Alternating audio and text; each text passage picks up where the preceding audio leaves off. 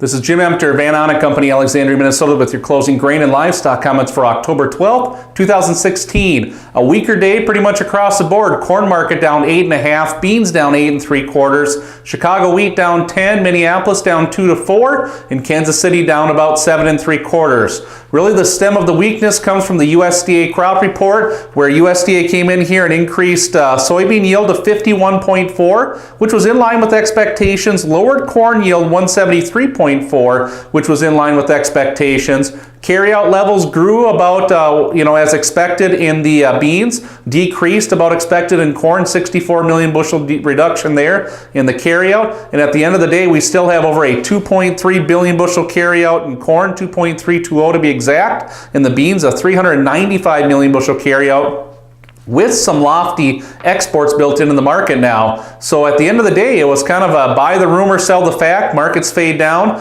and the nothing report kind of resulted in the reiteration of big crops here across the nation. Harvest continues to progress, roughly around that 40% mark, and we're looking at some very good yields yet continuing to come in, and that's keeping pressure around the market. Even more importantly, that we're seeing the Gulf basis continue to weaken here, showing that demand is slowing a little bit through the heart of harvest here, and that's what kind of brings to weaker tones to the prices. I think another big note is the world carryout for soybeans. 77 million metric ton is the new crop carryout forecast. Last month we had a 72.17, so that's nearly a 5 million metric ton increase there, and that's another reason for the bean negativity towards the close. Feeder cattle down 120 to 212.5 today. Live cattle down 75 to $110. Hogs up 80 to 127.5. Tone there in cattle continues to be weak cutouts, weak cash tones continue to weigh on that market. Is there an end in sight? We think over the next 2-3 weeks we can bottom out here. Don't need to get a lot lower, but like hogs, we're lacking the ability in cattle to find good news to get us up and going.